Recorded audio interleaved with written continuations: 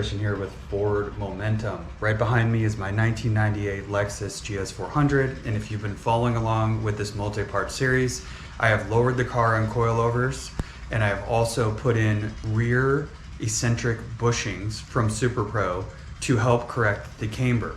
Now I'm on the front. I've got some Megan Racing upper control arms that I'm going to install today. So before you watch this episode, be sure to go back and check out those other episodes and then make your way through the series. Now, if you're just joining me for the upper control arm episode, well, great. I'm glad you're here.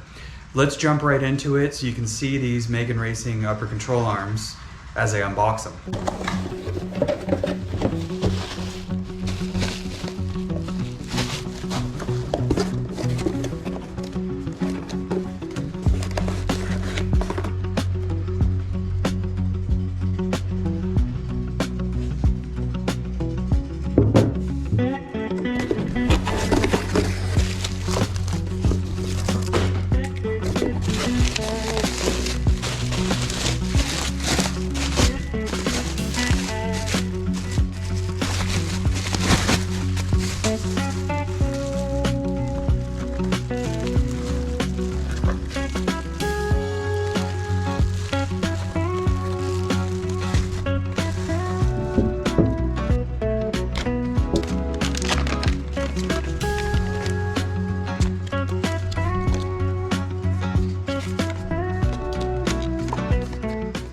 Pretty nice looking. I have other Megan Racing components on my car, so this will match nicely. Passed the inspection test. This is how they'll sit in the car: left side, right side, driver side, passenger side.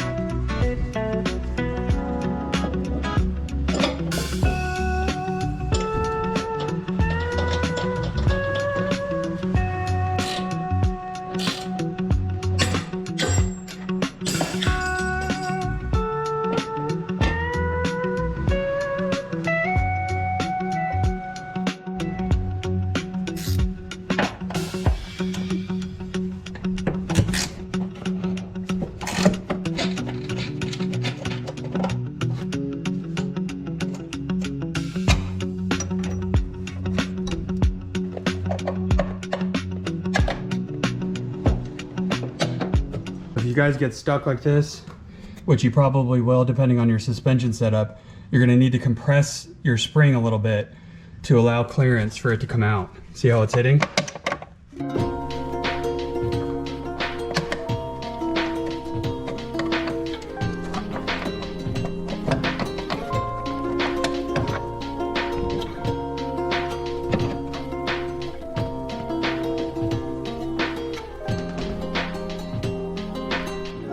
So take your upper ball joint and move it around. Look at this.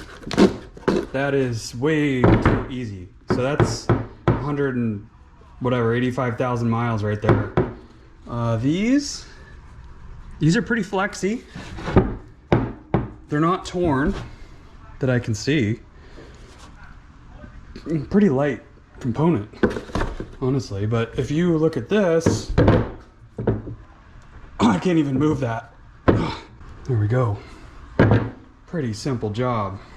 I do want to note that these are not torqued, or at least I can tell you right now that I checked them and they were loose enough for me to be concerned. But I also don't want to put Loctite on them and crank them down, because the alignment shop's going to need to probably do some adjustment with them. So I would say crank them down a little bit, but not too crazy. Keep in mind the fastener diameter and size. They don't have a torque value in here anywhere. I'm not exactly sure what the value is on these, but putting Loctite on them or Blue 42 would be a smart move.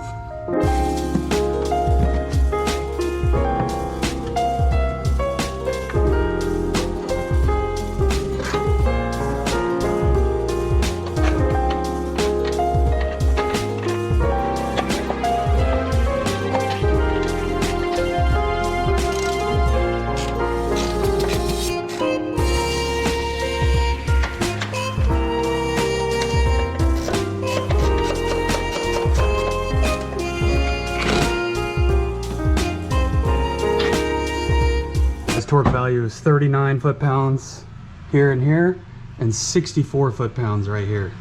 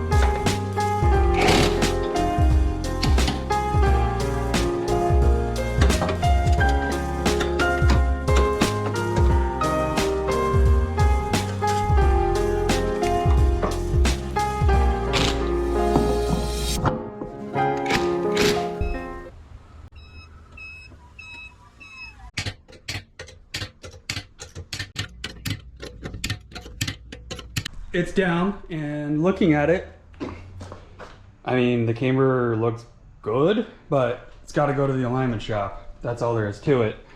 There's just no way to tell from here if that's good or not. Get rid of these things and get a fully adjustable front upper control arm by Megan.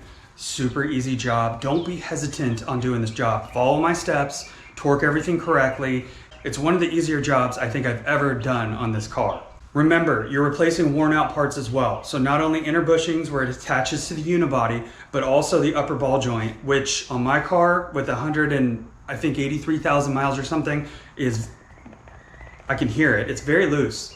So this thing was ready to be replaced anyways, and these are not exactly replaceable. The Megans have replaceable upper ball joints, and they're gonna tighten everything up. They look good, and thumbs up for me. Let's go ahead and take a quick look at the before and after alignment results. I want you to keep in mind that the before measurements were after I installed the front upper control arms and the rear eccentric bushings. So it's a little bit misleading in that it doesn't appear that the front upper control arms made much of a difference.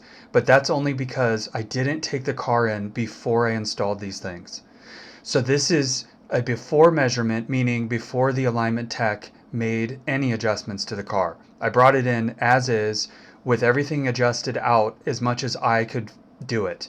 It was probably lowered around 2.25 inches, and it came in at a negative 1.9 and 1.2 left to right in the front respectively. But keep in mind, I also have 19mm roll center adjusters in the front, so that does improve the geometry. So your camber, even with these mods to try to correct it, could be in the 2s or worse.